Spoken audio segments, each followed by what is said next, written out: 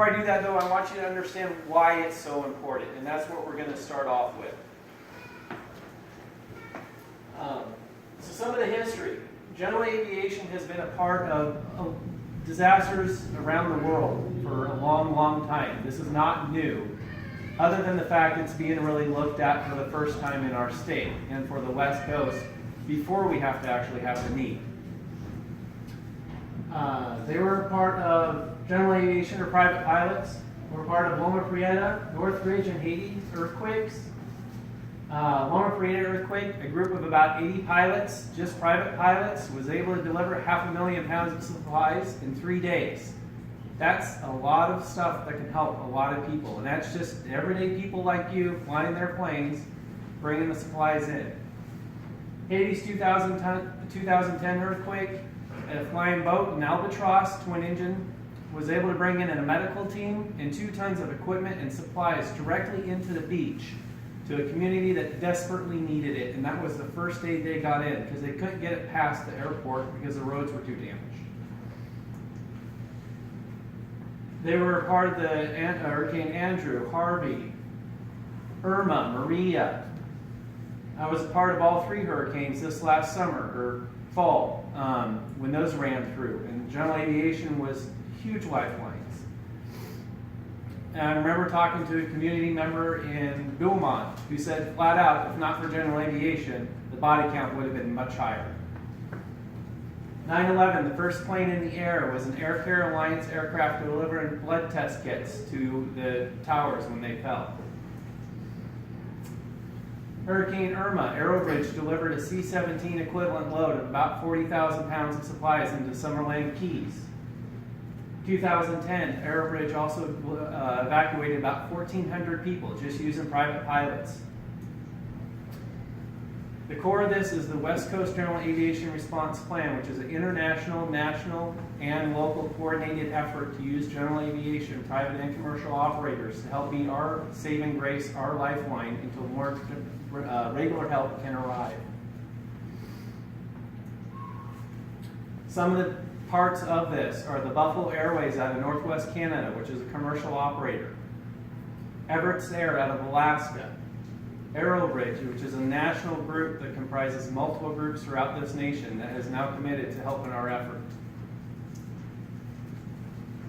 The DARP is something that Alan will go more further into, but it's a disaster airlift response plan, which is more a localized, coordinated effort and a way to organize pilot groups to work with each other and with different counties. Air Care Alliance is a national aviation group that covers about 70 different pilot groups throughout this nation that is committed to this effort, and that's what I'm a part of. Mercy Volunteer Air Corps is another branch of the Air Care Alliance that does the same thing, but more focused towards disasters. Air Care Alliance on a regular basis transports people for medical appointments and doctor's visits that otherwise they would not be able to get to without these pilots transporting them. Other members of the California Pilots Association, where the DARP originated from. Washington Pilots Association, Oregon Pilots Association, Washington Seaplane Pilots Association, Columbia Seaplane Pilots Association, Aircraft Owners and Pilots Association, which is a national, and I believe the largest national aviation group in the nation. All right. This is just the command flow, and I could go in depth to it. I just wanted to show you that that covers 3 different states, California, Washington, and Oregon. This is a joint coordinated effort. Pretty much already talked about that. Okay. So we all know the Cascade Subduction Zone Fault creates some of the largest earthquakes known to history, 8 to 9 magnitude for 3 to 5 minutes. They're absolutely devastating. They will reshape the way this state looks and the way the West Coast looks. And this is a 1964 subduction zone earthquake that Alaska had. That was a community. That was Main Street for somewhere. And that had some land shift. These will make roads in surface areas. Things will not look the same. February 2010, Chile had an 8.8 magnitude, killed 507 people and damaged 200,000 houses. April 4th, 2010, Baja California had a 7.2 earthquake that affected multiple states. April 13, 2010, China, 2,100 dead, just a 6.9, and over 12,000 injured. January 12, 2010, Hades had 222,000 people plus dead, 300,000 injured. March 11, Japan's 9.3. As of September 12, 2012, and I wrote that, they had 15,000 dead, 6,100 injured, 2,800 people missing. The reason I shared that is you are absolutely critical. These kinds of numbers absolutely crush the standard system's ability to cope with it.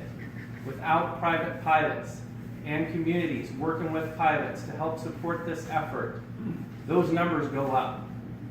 We can save lives. You can save hundreds of lives by working together and starting these darts. Talk about that. One of the things that is a part of the West Coast General Aviation Response Plan of the DART that includes something that the military doesn't have is seaplanes. Waterborne access, which is critical for our state, combined with land access and other standard resources, brings an ability that we haven't had before to help maintain transportation routes. Okay, key aspects of the DART. You've got the seaplane response wing, the rotary response wing, and the land response wing. Okay. So following, it's basically just a quick overlay of how DARTs start. This is an example for a seaplane base as far as basically patients are brought to a central location. They are assessed, meaning looked at as far as who's most critical. Then they are put on the right aircraft to get further flown out to higher medical care. On the reverse end, rescuers, supplies, and equipment are brought back. First step, you scout out the areas in your county that you would potentially use floats or land-based aircraft. This includes beaches, lakes, rivers, roads that could potentially be used as an improv landing strip. There's a little split here. Seaplanes, land-based aircraft seaplanes have an extra step. Land-based aircraft, once you've scouted out the area, you know where you need to develop support bases and where you need to congregate pilots. That's when you start filling in the needed positions within the DART, or the Disaster Airlift Response Plan, or Disaster Airlift Response Team. Then you start meeting and planning together, and then you start conducting trainings.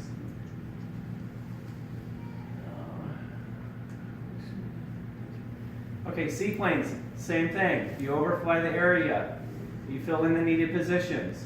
Once you fill in the needed positions and you've identified where you need to develop teams, you do a 3 to 4 hour ground school. We want you to actually go through some PowerPoint stills and video of what a seaplane environment operation is like in a disaster before we actually let you get near the aircraft. There are some things that are very unique in that environment where someone can get hurt very easily unless they are trained. This is a special note. Seaplanes have 3 unique operating environments, and that is a base location. So like Ken Moyer's facility where they have docks and it's supported and it's already a seaplane base.